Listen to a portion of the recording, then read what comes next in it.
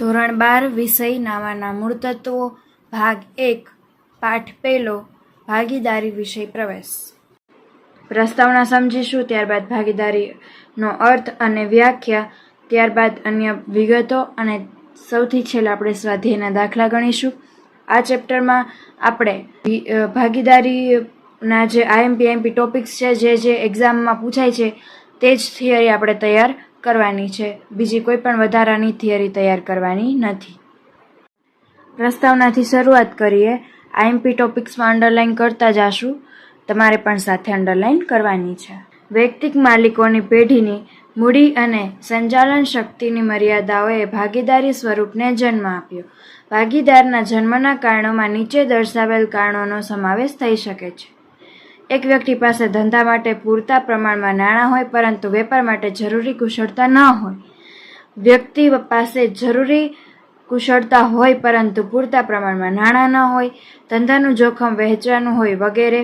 ધંધો મોટા પાયા પર ચલાવવા અને તેનો વિકાસ કરવા એક કરતાં વધુ વ્યક્તિઓ, વધુ મૂડી, કુશળતા તથા સંચાલન શક્તિની જરૂરિયાત ઊભી થાય છે. આવા સંજોગોમાં એક કરતાં વધારે વ્યક્તિઓ ભેગી મળી ઉપરોક્ત બધી બાબતોનો સમન્વય કરી અને એકબીજાની પૂરક બની ધંધો શરૂ કરે તેવી ધંધાકીય વ્યવસ્થાનું સ્વરૂપ એટલે ભાગીદારી. આ ભાગીદારીની વ્યાખ્યા નથી. વ્યાખ્યા અને અર્થ આપણે આગળ સમજીશું.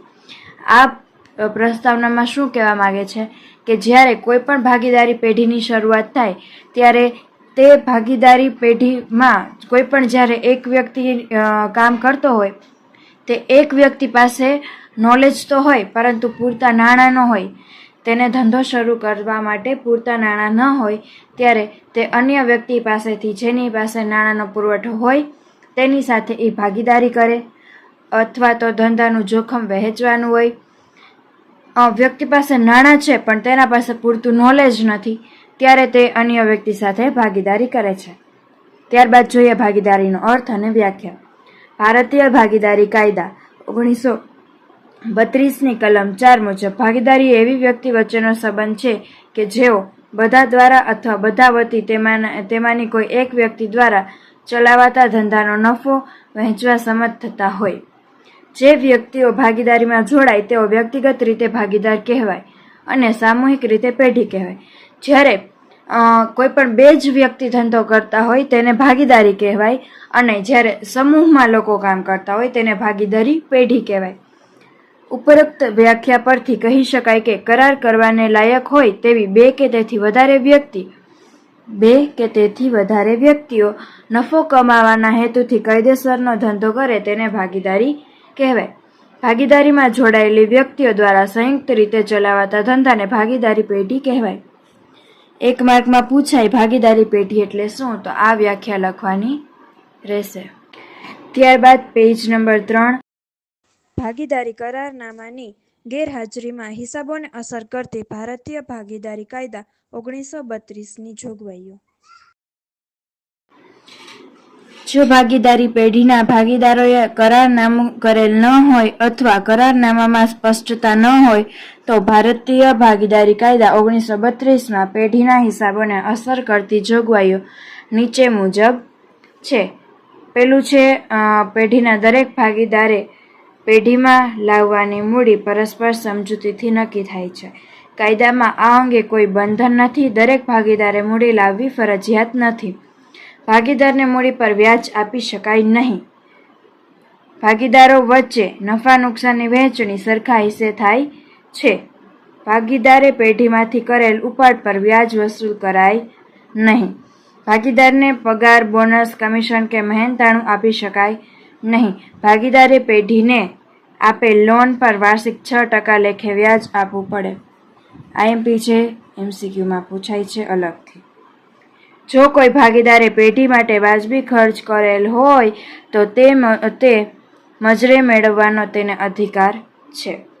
ત્યારબાદ વિશિષ્ટ ઉદાહરણોમાં પહેલું ઉદાહરણ, હિરલ દર મહિનાની શરૂઆતમાં ₹500નો ઉપાડ કરે છે. જો ઉપાડ પર વાર્ષિક 10% લેખે વ્યાજ વસૂલ કરવાનું હોય તો કુલ વાર્ષિક ઉપાડ અને ઉપાડ પર વ્યાજ શોધો. ઉપાડ પર વ્યાજ શોધવાનું હોય ત્યારે તેનું સૂત્ર I = PRN/100, જ્યાં I બરાબર વ્યાજ જે આપણે શોધવાનું છે પી બરાબર મુદ્દત જેટલા રૂપિયા વ્યાજ લીધું છે તેની રકમ, આર બરાબર વ્યાજનો દર કેટલા ટકા વ્યાજ આપવાનું છે એ, અને એન બરાબર નંબર ઓફ યર્સ એટલે કે મુદ્દત ક્યારે ઉપાડ કરે છે તેની સંખ્યા. હવે જોઈએ વિસ્તારથી. 500 રૂપિયા ઉપાડ છે એને ગુણ્યા 12 એટલે 6000. 12 એટલે મહિના, 500 એટલે જેટલો ઉપાડ કર્યો છે તે. 500 રૂપિયાનો દર 12 એક આખું વરસ એટલે કે 12 મહિના, એક મહિને આપણને રકમમાં કીધું જ હોય મહિનાની શરૂઆતમાં જ્યારે ઉપાડ કરે ત્યારે 12 ગણાય. આપણે હમણાં નીચે કોષ્ટકમાં જોઈશું. અત્યારે દાખલો સમજીએ. પી એટલે કે કેટલું વ્યાજ છે તે 500 રૂપિયા, આર એટલે કે કેટલા ટકા છે એ 10% છે, અને એન એટલે નંબર ઓફ ધ યર્સ મહિનાની શરૂઆતમાં ઉપાડ કરે છે એટલે 78/12 આવશે. જોઈએ આપણે. 500 ગુણ્યા 10/100 એને ગુણ્યા 78/12 એટલે 325 રૂપિયા વ્યાજ ગણાશે. આપણે જોઈએ કે આપણે ઉપર 78/12 શું કામ, દર માસની શરૂઆતમાં 78/12 શું કામ, અને દર માસના અંતે કહે ત્યારે 66/12 શું કામ. માસ છે 1 થી 12 છે, અને દર માસની શરૂઆતમાં ઉપાડ કરે એટલે કે પહેલો મહિનો છે તો પહેલો મહિનો છે એમાં 12મા મહિનાનો જે ઉપાડ છે એ પહેલા મહિનામાં કરે છે, બીજા મહિનાનો જે ઉપાડ છે એ 11મા મહિનામાં કરે છે, ત્રીજા મહિનાનો જે ઉપાડ છે એ 10મા મહિનામાં કરે છે, ચોથા મહિનાનો ઉપાડ જે છે તે 9મા મહિનામાં કરે છે, 5મા મહિનાનો જે ઉપાડ છે એ 8મા મહિનામાં કરે છે. એ જ રીતે 12મા મહિનાનો ઉપાડ એ પહેલા મહિનામાં કરે છે. હવે આ બધા જ ઉપાડનો સરવાળો એટલે કે 78. ત્યારબાદ છે દર માસના અંતે ઉપાડ. માસના અંતે એટલે કે શું થાય, 31 અથવા તો 30 તારીખે. પહેલા મહિનાનો ઉપાડ હોય તો તે પહેલા મહિનાની 30 તારીખે કરે એટલે એ ગણાય બીજા મહિનાનો ઉપાડ. ઓકે, એટલે જે 12મા મહિનાનો ઉપાડ છે એનો ઉપાડ તો થાય જ નહીં, એટલે 11મા મહિનાનો જે ઉપાડ છે એ પહેલા મહિનાની 31 તારીખે કરે એટલે કે તે 12મા મહિનાનો ગણાઈ ગયો.